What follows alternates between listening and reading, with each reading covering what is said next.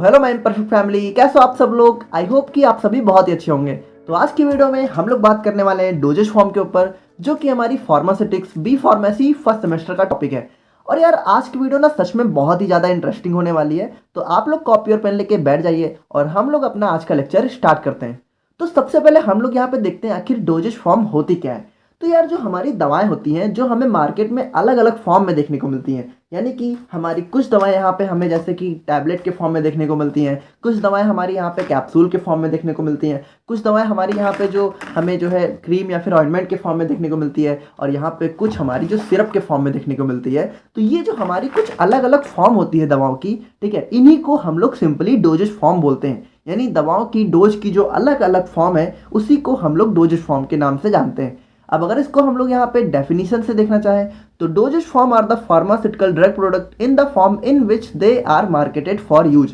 यानी कि हमारी जो दवाएं होती हैं जो हमारी मार्केट में जिस फॉर्म में अवेलेबल होती हैं, ठीक है, जब हम लोग दवाओं को मार्केट में खरीदने जाते हैं तो वहाँ पे हमें जो अलग अलग फॉर्म में, जैसे कि हम लोग मार्केट में जाते हैं तो या तो हमें दवा सिरप के फॉर्म में मिलती है, या तो टैबलेट, कैप्सूल, ऑइंटमेंट, या फिर क्रीम, या फिर देखो बहुत सारी फॉर्म होती है, जेल, ठीक है। तो उसी को हमारा सिंपली डोजेज फॉर्म के नाम से हम लोग जानते हैं। अब यहाँ पे अगर हम लोग समझना चाहें तो डोजेज फॉर्म को ही हम लोग मेडिसिन भी कहते हैं, ठीक है। और ये हमारा बेसिकली दो पार्ट से मिलकर बना होता है। पहला होता है हमारा एपीआई और दूसरा होता है हमारा एक्सीपिएंट्स। अच्छा, क्या आप लोगों ने कभी सोचा है कि हमारी जो दवाएं होती हैं वो हमें ये अलग अलग फॉर्म में क्यों देखने को मिलती हैं? यानी कि ऐसा क्यों नहीं होता है कि हमारी जो दवा है वो हमें टैबलेट के फॉर्म में ही देखने को मिलती, यानी सारी दवा हमारी टैबलेट के फॉर्म में होती, या फिर सारी दवा मान लीजिए हमारी सिरप के फॉर्म में होती। यार ये अलग अलग फॉर्म आखिर क्यों और कैसे, मतलब कैसे हमारी दवा अलग अलग फॉर्म में होती है? तो इन्हीं सब का आंसर हमारा यहाँ पे एक्सीपिएंट से हमें मिलने वाला है, ठीक है। तो आज तक आप लोग को तो यही लगता होगा कि हमारी जो कोई दवा होती है वो हमारी पूरी की पूरी दवा होती है, यानी कि जब हम लोग कोई दवा खाते हैं तो वो अपना पूरा का पूरा असर अपनी दवा दिखाती है, बट ऐसा होता ही नहीं है। यानी कि अगर इसको हम लोग सिंपली समझना चाहें तो मान लीजिए आप लोगों ने देखा है कि पैरासीटामॉल की जो हमारी टैबलेट है, ठीक है, वो हमारी साइज में इतनी बड़ी होती है। तो आप लोग को लगता होगा कि ये जो हमारी इतनी बड़ी दवा, ये पूरी की पूरी हमारी पैरासीटामॉल है। यानी अगर हम लोग यहाँ पे सिंपली समझें तो हमारी पैरासीटामॉल जो होती है, ठीक है, वो हमारी 500 mg की होती है। यानी कि आप लोग को तो यही लगता होगा कि हमारी जो ये टैबलेट है ये पूरी की पूरी 500 mg पैरासीटामॉल से है, जबकि ऐसा है ही नहीं। यहाँ पे 500 mg तो सिर्फ इसमें एपीआई यानी मेन इंग्रेडिएंट हमारा इसमें 500 mg है, और ये जो बाकी पार्ट है हमारा, ये हमारा एक्सीपिएंट्स है। तो ये एक्सीपिएंट्स आखिर होता क्या है, तो इसी को हम लोग यहाँ पे आज अच्छे से देखने वाले हैं और समझने वाले हैं। तो सबसे पहले हम लोग यहाँ पे देखते हैं अपना एक्टिव फार्मास्यूटिकल इंग्रेडिएंट, या फिर इसी को हम लोग ड्रग के नाम से भी जानते हैं। तो जो हमारा एपीआई या फिर ड्रग होता है वो हमारा किसी दवा का मेन पार्ट होता है, ठीक है, दैट एक्चुअली प्रोड्यूसेज इफेक्ट, यानी कि जो असल में अपना इफेक्ट दिखाता है। It is chemical compound used in diagnosis, treatment and prevention of disease. यानी कि जब हम लोग को कोई बीमारी हो जाती है तो उसका जो इलाज होता है वो हमारा एपीआई करता है, ना कि एक्सीपिएंट। देखो सिंपली तो हम लोग इसको मेडिसिन के नाम से ले लेते हैं, ठीक है, लेकिन मेडिसिन के अंदर भी जो भी हमारी बीमारियां होती हैं उसको डायग्नोस यानी कि उसको ट्रीट करने का काम हमारा एपीआई करता है, उसके अंदर का एक्सीपिएंट्स नहीं। तो यार एक्सीपिएंट्स जब इसका कोई काम ही नहीं है तो उसको हमारी दवा में इंट्रोड्यूस क्यों किया जाता है, यानी कि क्यों हमारी दवाएं एक्सीपिएंट्स के साथ फॉर्मुलेट की जाती हैं? तो इन सब का ही आंसर अभी हम लोग नीड ऑफ डोजेज फॉर्म में देखेंगे। तो आप लोग यानी सिंपली यहाँ पे समझ गए, ठीक है, कि हमारी कोई पैरासीटामॉल है, मान लीजिए वो हमारी पैरासीटामॉल अगर इतनी बड़ी है तो उसमें जो एपीआई है वो हमारा सिर्फ इतना है, ठीक है। ये जो बाकी पार्ट है हमारा, ये हमारा एक्सीपिएंट्स है, ठीक है। तो यहाँ पे अब हम लोग देखते हैं कि एक्सीपिएंट्स का आखिर काम क्या है और एक्सीपिएंट्स हमारे क्यों यूज होते हैं। तो एक्सीपिएंट्स हमारे यहाँ पे इनर्ट फार्मास्यूटिकल इंग्रेडिएंट होते हैं जो कि हमारी ड्रग फॉर्मुलेशन यानी दवाओं को बनाने में यूज किए जाते हैं। यानी कि सबसे पहले हम लोग यहाँ पे देखें तो ये हमारे इनर्ट प्रोडक्ट होते हैं, यानी कि ये अक्रिय होते हैं, इनका खुद का कोई रिएक्शन नहीं होता है, और इट डजंट इंक्रीज और decrease the therapeutic action of the active pharmaceutical ingredient. यानी कि ये हमारा जो एपीआई होता है उसके एक्शन को ना तो बढ़ाते हैं ना तो घटाते हैं। तो यार यहीं से हमारा क्वेश्चन उठता है कि आखिर जब ये ना कोई अपना इफेक्ट प्रोड्यूस कर रहे हैं, ना इनका कोई मतलब एक्शन है, तो ये आखिर इनको क्यों हमारी ड्रग फॉर्मुलेशन में यूज किया जाता है? तो उसी को हम लोग यहाँ पे नीड ऑफ डोजेज फॉर्म में अभी बहुत ही अच्छे से देखेंगे। तो इसके अंदर अगर हम लोग कुछ कॉमन एग्जांपल्स की बात करें तो उसमें हमारा प्रिजर्वेटिव्स आ जाता है, flavouring agents, colouring agents, sweetening agents, और भी बहुत सारे एक्सिपिएंट्स हैं हमारे जो हमारी दवाओं के फॉर्मुलेशन में यूज किए जाते हैं। अच्छा, यहाँ पे मान लीजिए आपसे अगर कोई पूछे कि हमारी ड्रग और मेडिसिन में डिफरेंस क्या होता है, तो यार देखो ड्रग और मेडिसिन में हमारा सिंपल डिफरेंस यही होता है, जो हमारा ड्रग होता है वो हमारा मेन इंग्रेडिएंट होता है, यानी कि वो हमारा मेन एक्टिव फार्मास्यूटिकल इंग्रेडिएंट होता है जो हमें इफेक्ट प्रोड्यूस करता है किसी दवा का। और जो हमारी मेडिसिन होती है वो हमारी ड्रग प्लस एक्सिपिएंट्स को कंटेन करती है, यानी ड्रग हमारा सिर्फ मेन इंग्रेडिएंट होता है किसी मेडिसिन के अंदर, और जो हमारी मेडिसिन होती है वो हमारी पूरी दवा होती है, ठीक है, जिसके अंदर हमारा एपीआई भी होता है। यानी बात करें सिंपली तो हमारा जो ड्रग होता है वो हमारी मेडिसिन के अंदर ही होता है, लेकिन हमारी मेडिसिन क्या होती है, मेडिसिन हमारी ड्रग और एक्सिपिएंट्स दोनों को कंटेन करती है साथ में। तो आई होप कि आप लोग को ड्रग और मेडिसिन में सिंपल डिफरेंस समझ में आ गया होगा। तो नीड ऑफ डोजेज फॉर्म को देखने से पहले हम लोग यहाँ पे एक चीज़ और समझ लेते हैं कि ये जो हमारी दवाओं की अलग अलग डोजेज फॉर्म होती हैं, यानी ये जो हमारी कैप्सूल होती है या हमारी जो टैबलेट होती है या फिर जो हमारा सिरप होता है, तो ये हमारा एपीआई नहीं डिसाइड करता है, ये हमारा डिसाइड करता है हमारा एक्सिपिएंट्स। यानी देखो अगर इसको हम लोग सिंपली समझें, मान लो हमारा ये पार्ट कोई हमारा एपीआई है, ठीक है, तो यहाँ पे अब हम लोग एक्सिपिएंट्स इसमें कौन सा मिला रहे हैं वही हमारा डोजेज फॉर्म को डिसाइड करता है। यानी सिंपली अगर हम लोग समझें तो मान लो अगर हम लोगों ने इसमें कोई सॉलिड एक्सिपिएंट्स मिलाया, ठीक है, तो वो हमारी दवा का फॉर्म हो जाएगा टैबलेट या फिर कैप्सूल या फिर और भी कोई सॉलिड फॉर्म हो जाएगा, ठीक है। और अगर हम लोग मान लो इसी एपीआई में हम लोगों ने यहाँ पे कोई लिक्विड एक्सिपिएंट्स मिला दिया, यानी कोई लिक्विड सॉल्यूशन मिला दिया, तो हमारी जो दवा है वो हमारी सिरप के फॉर्म में बन जाएगी, ठीक है। और मान लो इसी एक्सिपिएंट में हम लोगों ने कोई सेमी सॉलिड फॉर्म मिला दिया, ठीक है, तो वो हमारी जो दवा है वो हमारी क्रीम या फिर ऑइंटमेंट के फॉर्म में हमें देखने को मिलेगी। यानी एक बात तो सिंपल समझ में आ जाएगी कि हमारा जो दवाओं की अलग अलग डोजेज फॉर्म होती है वो हमारा एक्सिपिएंट्स डिसाइड करता है। तो आइए अब हम लोग यहाँ पे देखते हैं अपने मेन पार्ट को, जो कि हमारा नीड ऑफ डोजेज फॉर्म, यानी कि क्यों हमें डोजेज फॉर्म की ज़रूरत पड़ती है। तो सबसे पहले इसका जो नीड होता है वो होता है हमारा टू प्रोवाइड एक्यूरेट डोज। अच्छा, इसको यहाँ पे अगर हम लोग समझें तो क्या होता है यार कि हमारी जो कुछ एपीआई होते हैं या फिर कुछ जो हमारी दवाएं होती हैं वो हमारी बहुत कम अमाउंट में हमें चाहिए होती हैं, यानी कि कुछ दवाएं हमें सिर्फ जो है 10 mg या फिर 20 mg में चाहिए होती हैं, ठीक है। तो यार अब अगर हम लोग बात करें तो आप लोग को पता है कि जो 10 mg या फिर 20 mg का अमाउंट है ये हमारा लिटरली बहुत कम अमाउंट है, यानी कि को हम लोग सिंपली अपने हाथ में लेके खा ही नहीं सकते हैं, ठीक है। तो यार यहीं पे हमारे एक्सिपिएंट्स का मेन रोल आ जाता है, यानी कि हम लोग इस 10 mg जो हमारी मेन एपीआई होता है, ठीक है, इसको हम लोग हमारे एक्सिपिएंट्स के साथ मिक्स करके इसका एक मतलब ज़्यादा सा बड़ा अमाउंट बना लेते हैं, जिसको हम लोग कैप्सूल या फिर सिरप या फिर जो है हमारे टैबलेट के फॉर्म में कन्वर्ट कर लेते हैं और हमें हमारी दवा की एक एक्यूरेट डोज मिल जाती है, ठीक है।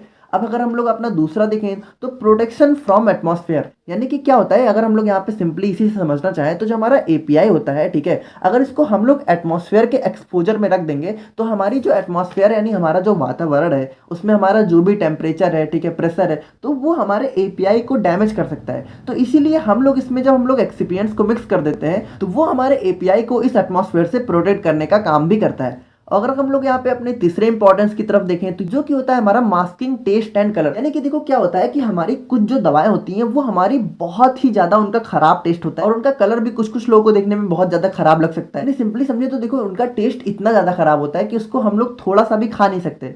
तो उसी में हम लोग क्या करते हैं कि अपना फ्लेवरिंग एजेंट्स या फिर स्वीटनिंग एजेंट्स या फिर हमारे कलरिंग एजेंट्स को मिक्स कर देते हैं, जो कि हमारे जो दवा होती है मेन एपीआई होता है उसके जो टेस्ट और कलर होता है उसको मास्क कर देता है। मास्क मतलब उसको छुपा देता है, यानी हमें जो अब हमारा जो टेस्ट या फिर कलर है वो हमें बेसिकली हमारे एक्सिपिएंट से देखने को मिलेगा और फायदा हमें हमारा एपीआई का मिल जाएगा। तो ये हमारे बहुत ही ज्यादा इंपॉर्टेंट रीजन होते हैं हमारी दवा को डोजेज फॉर्म में कन्वर्ट करने के। और अगर इसमें हम लोग अपना चौथा पॉइंट देखें तो to provide liquid dosage form, यानी कि कुछ कुछ दवाएं जो हमें लिक्विड डोजेज फॉर्म में चाहिए होती है तो उसको हम लोग सिरप के फॉर्म में कन्वर्ट कर लेते हैं। तो इसी में अगर हम लोग अपना पांचवा पॉइंट देखें तो वो है हमारा for insertion of drug into body orifices. तो यार ये जो हमारा पांचवा पॉइंट है इसको जब हम लोग यूनिट 4 में सपोजिटरीज को रीड करेंगे तब आप लोग को बहुत ही ज्यादा अच्छे से समझ में आएगा। तो अब हम लोग आते हैं अपने आज के लेक्चर के मेन टॉपिक पे, जो कि है हमारा क्लासिफिकेशन ऑफ डोजेज फॉर्म। अब देखो हमारा जो डोजेज फॉर्म होती है उसको हम लोग बेसिकली दो कैटेगरी के बेस पे क्लासिफाई करते हैं, जिसमें पहला है हमारा based on route of administration, यानी दवा को हम लोग अपने बॉडी के किस पार्ट से कंज्यूम कर रहे हैं,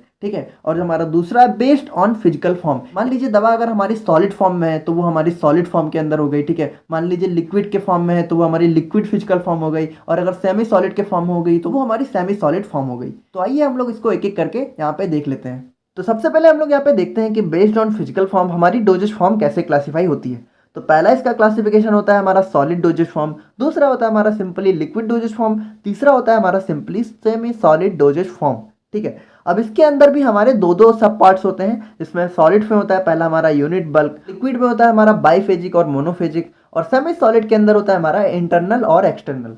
तो आइए इसको हम लोग एक एक करके सिंपली समझ लेते हैं। तो जो हमारी सॉलिड डोजेज फॉर्म होती है, इसका मतलब होता है कि जो हमारी दवाएं हैं वो हमारी सॉलिड फॉर्म में देखने को मिलेंगी। अब इसके अंदर भी सिंपली हमारे दो पार्ट होते हैं, जिसमें पहला होता है हमारा यूनिट और दूसरा होता है हमारा बल्क। अब यूनिट और बल्क से हम लोग क्या समझते हैं कि देखो, यूनिट क्या होता है कि जैसे हमारी जो कोई टैबलेट या फिर कैप्सूल है, अगर इसको हम लोग सिंपली देखें तो मान लीजिए अगर टैबलेट की बात करें तो इसमें आप लोगों ने अगर एक टैबलेट ली कि हमें एक टैबलेट का हमें यूनिट सिंपल फॉर्म में देखने को मिल गया, तो इसी को हमारी यूनिट फॉर्म कहते हैं। यानी जब हमें दवा की कोई एक्यूरेट फॉर्म मिल जाए तो उसको हम लोग यूनिट फॉर्म कहते हैं। और उसके बाद अगर हम लोग बात करें सॉलिड के अंदर बल्क फॉर्म की, तो बल्क का मतलब होता है कि जब हमें दवा का एक्यूरेट अंदाजा नहीं होता है। यानी इसके अंदर अगर हम लोग सिंपली समझे तो जो हमारे फाइन पाउडर्स, ग्रैन्यूल्स हैं, डस्टिंग पाउडर है, तो क्या होता है कि जो हमारे ये पाउडर्स होते हैं, मान लीजिए हम लोगों को कोई पाउडर को कंज्यूम करना है, ठीक है, तो अगर मान लीजिए डॉक्टर ने उसको दिया है कि आप लोग एक चम्मच लीजिए, तो एक चम्मच में भी आप लोग यार हर बार एक्यूरेट फॉर्म नहीं निकाल सकते। आप लोग ये नहीं कह सकते कि हम लोगों ने एक चम्मच लिया है तो आज जो हम लोगों ने एक चम्मच लिया वो कल हम लोग जो एक चम्मच लेंगे उसके एकदम बराबर ही होगा। कुछ कम ज़्यादा यहाँ पे होता रहता है, यानी इसमें हम लोग एक्यूरेट अमाउंट का अंदाजा नहीं लगा पाते हैं, तो वो हमारा सिंपली बल्क फॉर्म हो जाता है। अब देखो यहाँ पे जो हमारा टैबलेट और कैप्सूल होता है उसमें हमारा सिंपली ये डिफरेंस होता है कि जो हमारा कैप्सूल होता है वो हमारा जेलेटिन से बना होता है, और जो हमारी टैबलेट्स होती हैं वो तो हमारी सिंपली यहाँ पे पैरासीटामोल टैबलेट्स आप लोगों ने देखी ही होंगी। और यहाँ पे अगर बात करें पिल्स की, तो जो हमारी जो भी टैबलेट्स होती हैं या फिर कैप्सूल्स होती हैं, जब हमारी वो बहुत छोटे छोटे फॉर्म में देखने को मिलती हैं तो उन्हीं को हम लोग पिल्स के नाम से जानते हैं। तो अब हम लोग बात करें अगर बल्क में, तो जो हमारे पाउडर्स होते हैं वो भी हमारे कई अलग अलग फॉर्म में देखने को मिलते हैं। यानी कुछ हमारे फाइन पाउडर्स होते हैं जो कि बहुत ही महीन पार्टिकल्स होते हैं पाउडर के, ठीक है, और ग्रेन्यूल्स यानी कुछ हमारे, आप लोगों ने चूरन देखे होंगे, ठीक है, खाने वाले, तो उसमें जो हमारे पार्टिकल्स होते हैं वो थोड़े बहुत खुरदुरे और बड़े बड़े फॉर्म में होते हैं, तो उन्हीं को हम लोग ग्रेन्यूल्स फॉर्म बोलते हैं, ठीक है। और डस्टिंग पाउडर हमारा वो भी है, हमारा महीन पार्टिकल्स होता है। अब देखो डस्टिंग पाउडर हमारा क्या होता है, जो लोगों ने यार कैंडिड पाउडर को तो देखा ही हो, हमारी बैक्टीरियल इन्फेक्शन हो जाते हैं हमें, तो उसमें हम लोग इसका यूज करते हैं, ठीक है। यहाँ पे बात करें अगर हम लोग डेंटिफ्राइसिस की, तो सिंपली यार जो भी हमारे दांतों को क्लीन करने वाले प्रोडक्ट होते हैं उन्हीं को हम लोग डेंटिफ्राइसिस बोलते हैं, ठीक है। और अगर हम लोग बात करें यहाँ पे स्नफ्स की, तो ये हमारे कुछ नेजल इनहेलर्स की तरह होते हैं, ठीक है। अब हम लोग आते हैं अपने लिक्विड डोजेज फॉर्म के ऊपर, जिसके अंदर हमारा पहला क्लासिफिकेशन है बाइफेजिक और दूसरा है हमारा मोनोफेजिक। अच्छा, यहाँ पे इसको अगर हम लोग डेफिनेशन से ही समझें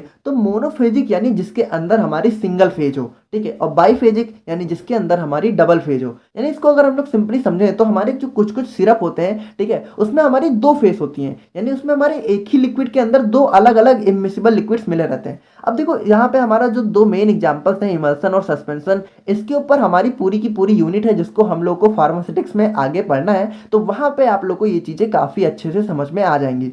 और यहाँ पे बात करें अगर मोनोफेजिक की, तो ये तो सिंपल हमारा, यानी कोई भी जो हमारे सिरप होते हैं, एलिक्जर होते हैं, ड्रॉप्स होते हैं, लोशंस होते हैं, ठीक है, थ्रोट पेंट, माउथ वॉशेज, इसका आप लोग को यार यहाँ पे बगल में पिक्चर्स में आइडिया लग रहा होगा, तो वहाँ से आप लोग देख सकते हो, ठीक है। स्प्रेज होते हैं हमारे, eye drops, nasal drops, ear drops, तो ये सब चीज़ें तो आप लोग जानते ही है, ठीक है। अब यहाँ पे अगर सेमी सॉलिड डोजेज फॉर्म की बात करें तो इसके अंदर भी हमारे दो सब पार्ट होते हैं, जिसमें पहला है हमारा इंटरनल, दूसरा हमारा एक्सटर्नल। अब देखो इंटरनल का मतलब क्या है, सिंपली जो हम लोग बॉडी के अंदर लेते हैं, ठीक है, और एक्सटर्नल का मतलब क्या है कि जो हम लोग बॉडी के ऊपरी लेयर्स पे यूज करते हैं। तो देखो इंटरनल के अंदर हमारा दो मेन एग्जांपल है, हमारा सपोजिटरीज और पैसरीज। अब देखो जैसा कि मैंने आप लोग को बताया था कि जो सपोजिटरीज होता है उसके ऊपर हमारा यूनिट 4 का पूरा डेजिकेट यूनिट बनी हुई है, तो वहाँ पे हम लोग इसको बहुत ही ज़्यादा अच्छे से देखेंगे।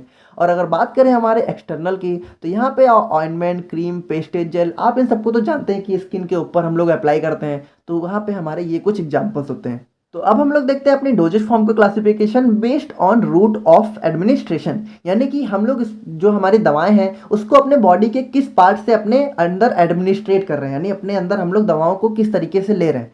तो इसमें हमारे बेसिकली 6 सब पार्ट होते हैं, जिसमें पहला है हमारा ओरल, दूसरा हमारा रेक्टल, और जो है तीसरा है हमारा टॉपिकल, चौथा है हमारा पैरेंट्रल, पांचवा है हमारा नेजल और छठा है हमारा ऑप्थेल्मिक। अब इसको देखो सिंपली अगर समझें तो जो हमारा ओरल है, ओरल मतलब जब हम लोग अपनी दवाओं को अपने माउथ से कंज्यूम करते हैं, यानी जब हम लोग दवाओं को अपने मुंह से अंदर लेते हैं तो वो हमारी ओरल के अंदर आ जाते हैं। अब इसके अंदर हमारी tablet, capsule, syrup, suspension, emulsion और हमारे कुछ जो पाउडर्स होते हैं। तो आप लोग को पता है कि टैबलेट को हम लोग कैसे लेते हैं, टैबलेट को हम लोग अपने जो है पानी के साथ मुंह से अंदर ही तो लेते हैं, तो वो हमारा सिंपली ओरल फॉर्म के अंदर आ गया। और रेक्टल फॉर्म की बात करें तो यार ये हमारा जो हमारा रेक्टम होता है, ठीक है, वहाँ से हमारी कंज्यूम की जाती है। अब इसके अंदर देखो सिंपली हमारा वही सपोजिटरीज होता है, ठीक है। तो जैसा मैंने आप लोग को बताया कि हम लोग इसको यूनिट 4 में बहुत ही अच्छे से देखेंगे। यहाँ पे देखो यार मैं आप लोग को थोड़ा कितना भी समझा दूँ आप लोग को ज़्यादा समझ में ही नहीं आएगा, ठीक है। वहाँ पे जब हम लोग इसको बहुत अच्छे से देखेंगे तब आप लोग को ज़्यादा क्लियर होगा। और अगर बात करें हम लोग अपने टॉपिकल फॉर्म की, तो टॉपिकल मतलब जो हम लोग अपने स्किन के लेयर पे अप्लाई करते हैं, यानी इसके अंदर हमारा आ जाता है ointment, cream, pastes, lotion, gel, solutions, यानी जो हम लोग स्किन में अप्लाई करते हैं। ठीक है, आप लोग जैसे समझ रहे होंगे। और पैरेंटल की बात करें तो इसके अंदर हमारे जितने भी इंजेक्शंस होते हैं, ठीक है, वो हमारे आ जाते हैं, यानी intravenous injection, intramuscular injection, intracardiac injection, intradermal injection. ठीक है, इंजेक्शन आप लोग को पता है हम लोग कैसे लेते हैं। इंट्रावेनस का मतलब जो हम लोग नसों में लेते हैं, मस्कुलर का मतलब यानी जो हमारी मसल्स के अंदर हमारे इंजेक्शन को एडमिनिस्ट्रेट किया जाता है। और उसके बाद हम लोग बात करें अगर अपने फिफ्थ पार्ट के बारे में, जो कि हमारा नेजल फॉर्म, तो इसके अंदर हम लोग बात करें जब हम लोग अपनी दवाओं को अपने नोज के थ्रू एडमिनिस्ट्रेट करते हैं तो वो हमारी नेजल के अंदर आ जाता है। इसमें हमारे सिंपली नेजल ड्रॉप्स होते हैं, नेजल स्प्रेज होते हैं और हमारे एरोसॉल्स होते हैं।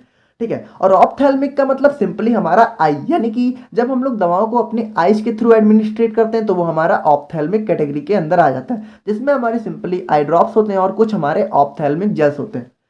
तो यार देखो, आज का लेक्चर थोड़ा सा कॉम्प्लिकेटेड था, बट आई होप कि आप लोग को समझ में आ गया होगा। और जो हमारी सपोजिटरीज थी जिसको आप लोग थोड़ा नहीं समझ पाए तो उसको हम लोग बहुत ही अच्छे से यूनिट 4 में देखेंगे। ठीक है, और बाकी अगर आप लोग का और कोई डाउट हो आज के लेक्चर से रिलेटेड तो आप लोग वो कमेंट कर सकते हैं हमें, और नोट्स आप लोग को डिस्क्रिप्शन बॉक्स में मिल जाएगी। और मिलते हैं नेक्स्ट वीडियो में। Thank you so much.